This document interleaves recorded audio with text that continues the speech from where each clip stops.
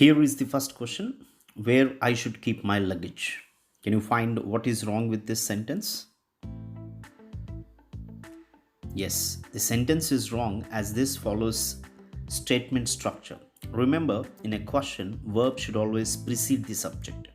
So it is not where I should, it should be where should I keep my luggage. Next one. Time and tide wait for none. Can you guess what's wrong with this sentence? It's wrong, and the correct expression is time and tide waits for none. Remember, if the nouns suggest one idea, as in the above sentence, or refer to the same person or thing, they take a singular verb. Look at the following example. The poet and novelist are dead. It's wrong. The correct answer is the poet and novelist is dead, since both nouns poet and novelist refer to the same person. Here is the third question. Each person has its own way of doing the things. This is wrong, and the correct expression is each person has his or her own way of doing the things. Look at another example. Everyone should pay its fee. This is also wrong, and the right statement is everyone should pay his or her fee. Indefinite pronouns like everyone, everybody, anyone, any person, etc.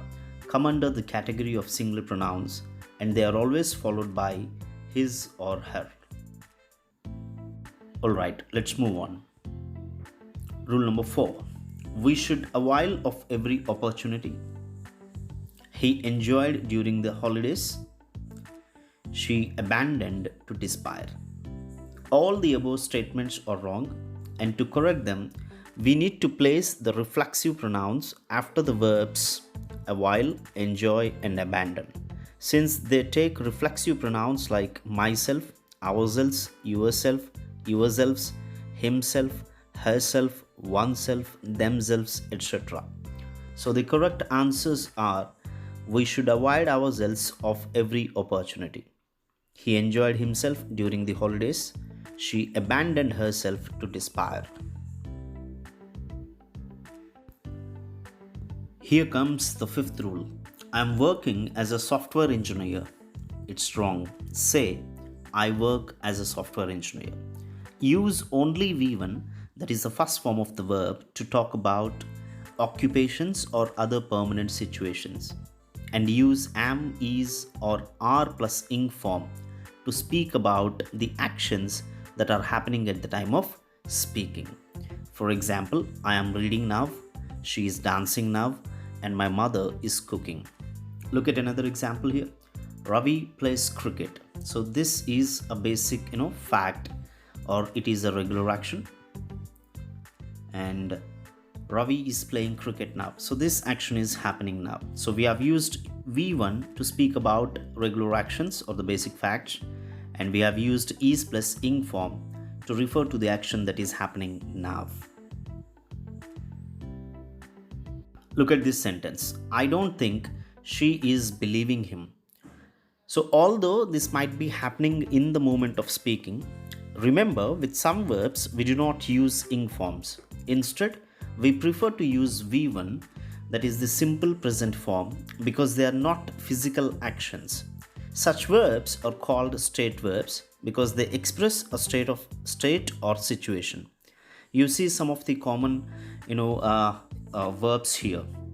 Remember, forget, believe, trust, understand, appear, seem, doubt, etc. These verbs are not in general used in ing forms. Here is the seventh rule. She is playing tennis for 3 hours.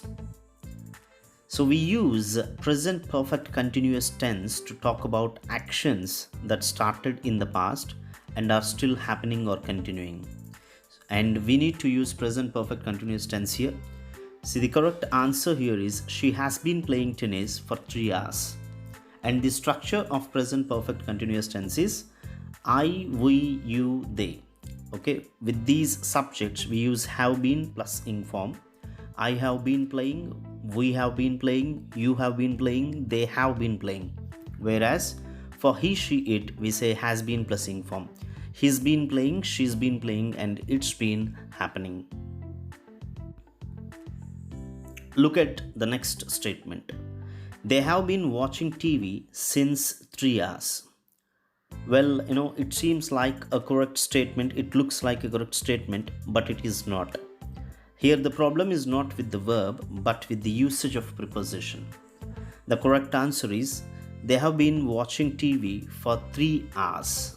We use since when we mention the exact time when the action started. Since 7 o'clock, or since Monday, since July, since 2010. But when we mention the duration, that is the amount of time, we use for 3 hours, for 4 days, for 6 months, and for 10 years. So we use since to refer to point of time, and for period of time. Let's understand what point of time and period of times are. Look at this table. Since 8 o'clock, since Monday, since July, since 2010. So all these phrases that we have used with since denote the exact time when the action started, 8 o'clock or Monday or July or 2010. They mention or they denote the exact time. But whereas for 3 hours, for 4 days, for 2 months, for 10 years, we are not mentioning the exact time when the action started. Okay, fine. Here comes the 9th question. Can you correct it? It is they who is responsible. The correct answer is, it is they who are responsible. So whenever or when, who, which, or that is the subject of the relative clause, the verb of the relative clause must agree with the preceding complement, not with the anticipatory subject. Look at another example. It is I who is responsible. So here you have used who to refer to I. That means the following verb should agree with I, not with who. So it is I who am responsible. It's not it is I who is responsible. So please keep these rules in mind. They are very, very important, and you guys are often tested. The next one is rule number 10. There was a number of students in the classroom. And the correct answer is, there were a number of students in the classroom. If the sentence starts with a number plus noun, remember to use plural verb. If the sentence starts with the number plus noun, you should use a singular verb. Fine? Alright. Now look at this sentence and try to correct it. If she will work hard, she will get the job. Here, we should not say, if she will work hard. It should be, if she works hard. Here there are two clauses in this sentence. If she works hard, she will get the job. And the first clause is if she works hard, and this is the condition here. Here we do not use will, we use it in the result. She will get the job if she works hard. Look at the following structure. Here there are two parts. The first part is if plus subject plus V1. This is the condition, and the result part is subject plus will plus V1. Look at this sentence. If you send the details in time, I will forward them to the manager. So here you have got if plus you plus send in condition, and in the result you have got subject, that is I, plus will, and then the verb is forward. Okay, this is the first condition. Then how about this? If I have money, I will donate it to the poor. Can you identify what is wrong with this statement? Here we have an unusual situation. We are speaking about probability. It's an improbable case. When we speak about impossible or improbable situations, we use the second condition. Look at the following example here of the structure.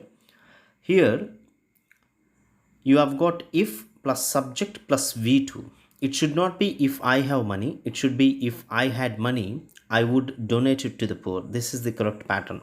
Because in condition, we have got if plus subject plus V2, and that should be followed by subject plus would plus V1. So in the exams, we would be given one of these sentences. If condition is given, then we need to search for the result. and we need to ensure if in the condition had is given, I mean the second form v2 is given, then in the result it should be would plus v1. If at all in condition v1 is given, then in the result it should be will plus v1. So if you are given the result would plus v1, then you need to search for the condition and you need to ensure that in the condition there is v2. Fine. Look at the third conditional. If she worked hard, she would have passed the examination. This is mostly correct, but there is a problem in the condition. We need to say, if she had worked hard, she would have passed the examination. This is the correct structure for past conditionals. Look at this structure. If plus subject plus had plus v3, that should be followed by subject plus would have plus v3. So we should use this structure for past conditionals. As I told you, you would be given one of these conditions correct in the examination. Okay, one of these clauses, because in condition you will have two clauses. So if one clause is given correctly, then we need to check whether the other part is correct or not. If in the examination, if you are given the condition like if she had worked hard, then you need to ensure that the result would have plus v3. If the result is given would have plus v3 is given, then you need to ensure that in the condition there is had plus v3. Fine. And the next question is, they have submitted their assignments yesterday. This is wrong, and the correct expression is they submitted their assignment yesterday. When we mention the time when something happened like yesterday or day before yesterday or any other past indication, we should use only v2. So that is simple past tense. Fine. Here is the next question.